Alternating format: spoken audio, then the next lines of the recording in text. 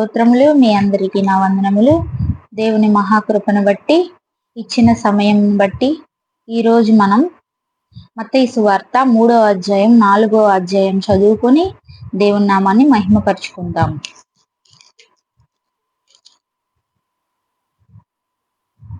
3వ అధ్యాయం. ఆ దినముల యందు బాప్తీసమిచ్చు యోహాను వచ్చి, పరలోక రాజ్యము సమీపించి ఉన్నది, మారు మనసు పొందుడని యూదయ అరణ్యములో ప్రకటించుచుండెను. ప్రభువు మార్గము సిద్ధపరచుడి, ఆయన త్రోవలు సరళము చేయుడని అరణ్యములో కేకవేయునొకని శబ్దము అని ప్రవక్త అయిన యెషయా ద్వారా చెప్పబడిన వాడితడే.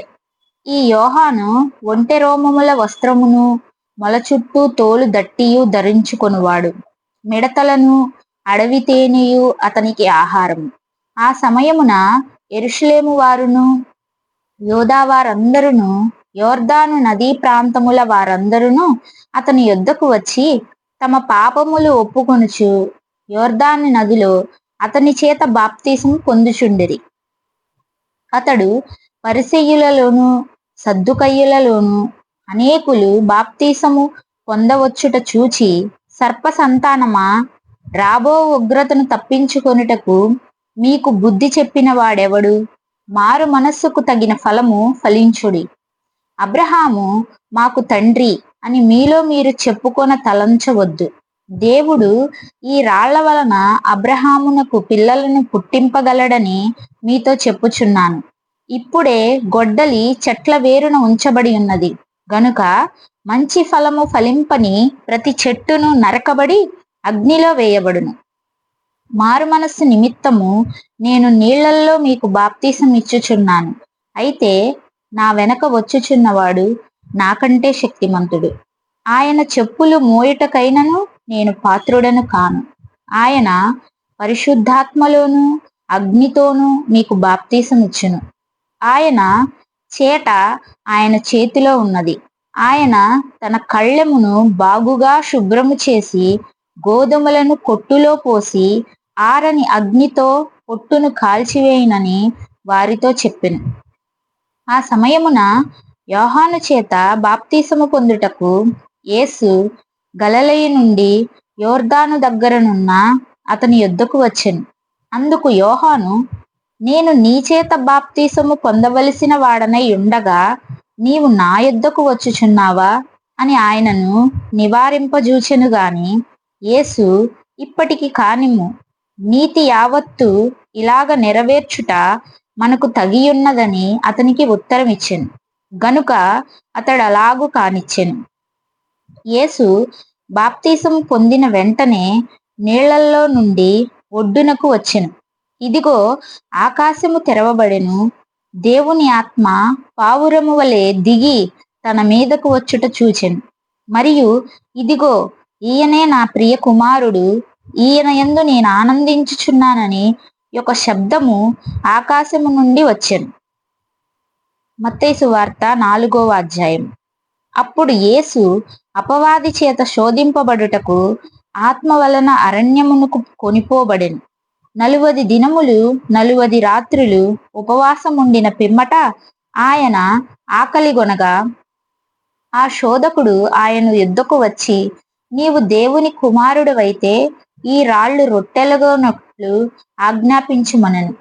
అందుకాయన, మనుష్యుడు రొట్టె వలన మాత్రము కాదు గాని దేవుని నోట నుండి వచ్చు ప్రతి మాట వలనను జీవించును అని వ్రాయబడి ఉన్నదనెను. అంతటా అపవాది పరిశుద్ధ పట్టణమునకు ఆయనను తీసుకొని పోయి దేవాలయ శిఖరమున ఆయనను నిలువబెట్టి, నీవు దేవుని కుమారుడివైతే క్రిందికి దుముకుము, ఆయన నిన్ను గూర్చి తన దూతలకు ఆజ్ఞాపించును, నీ పాదం ఎప్పుడైనను రాతికి తగులకుండా వారు నిన్ను నీ చేతులతో ఎత్తి పట్టుకొందురు అని వ్రాయబడి ఉన్నదని ఆయనతో చెప్పెను. అందుకు యేసు, ప్రభువైన నీ దేవుని నీవు శోధింపవలదని మరి ఒక చోట వ్రాయబడి ఉన్నదని వానితో చెప్పెను. మరలా అపవాది మిగుల ఎత్తైన ఒక కొండ మీదకి ఆయనను తోడుకొని పోయి, ఈ లోక రాజ్యములన్నిటినీ వాటి మహిమను ఆయనకు చూపి, నీవు సాగిలపడి నాకు నమస్కారము చేసిన ఎడల వీటినన్నిటినీ నీకిచ్చేదనని ఆయనతో చెప్పగా, యేసు వానితో, సాతానా పొమ్ము, ప్రభువైన నీ దేవునికి మ్రొక్కి ఆయనను మాత్రము సేవింపవలెను అని వ్రాయబడి ఉన్నదనెను. అంతటా అపవాది ఆయనను విడిచిపోగా, ఇదిగో దేవదూతలు వచ్చి ఆయనకు పరిచర్య చేసిరి. యోహాను చెరపట్టబడినని యేసు విని గలిలయకు తిరిగి వెళ్ళి, నజరేతు విడిచి జబూలోను నఫ్తాలియును దేశముల ప్రాంతములలో సముద్ర తీరమందలి కపెర్నహూమునకు వచ్చి కాపురముండెను.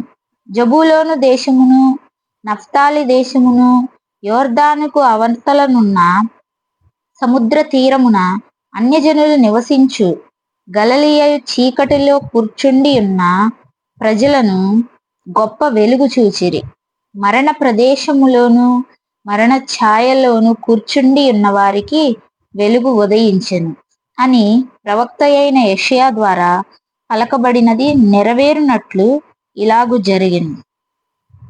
అప్పటి నుండి యేసు పరలోక రాజ్యము సమీపించి ఉన్నది గనుక మారు మనస్సు పొందుడని చెప్పుచు ప్రకటింప మొదలుపెట్టెను. యేసు గలిలయ సముద్ర తీరమున నడుచుచుండగా పేతురనబడిన సీమోను అతడి సహోదరుడైన ఆంద్రెయ అను ఇద్దరు సహోదరులు సముద్రములో వలవేయుట చూచెను. వారు జాలరులు. ఆయన, నా వెంబడి రండి, నేను మిమ్మును మనుష్యులను పట్టు జాలరుగా చేతునని వారితో చెప్పెను. వెంటనే వారు తమ వలలు విడిచిపెట్టి ఆయనను వెంబడించిరి.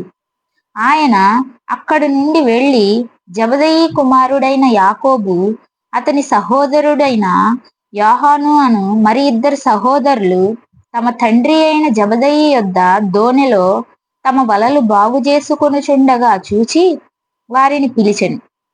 వెంటనే వారు తమ దోణెను తమ తండ్రిని విడిచిపెట్టి ఆయనను వెంబడించిరి. యేసు వారి సమాజ మందిరములలో బోధించుచు దేవుని రాజ్యమును గూర్చిన సువార్తను ప్రకటించుచు ప్రజలలోని ప్రతి వ్యాధిని రోగమును స్వస్థపరచుచు గలిలయ అందంతటా సంచరించెను. ఆయన కీర్తి సిరియా దేశమంతటా వ్యాపించెను.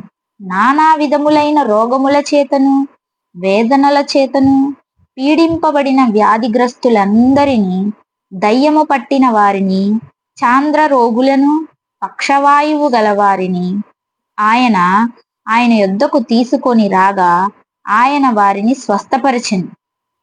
గలిలయ, దెకపోలి, యెరూషలేము, యోదయ అను ప్రదేశముల నుండియు యోర్దానునకు అవతల నుండియు బహు జన సమూహములు ఆయనను వెంబడించెను. దేవుడి వాక్యం దీవించునుగాక. ఆమెన్.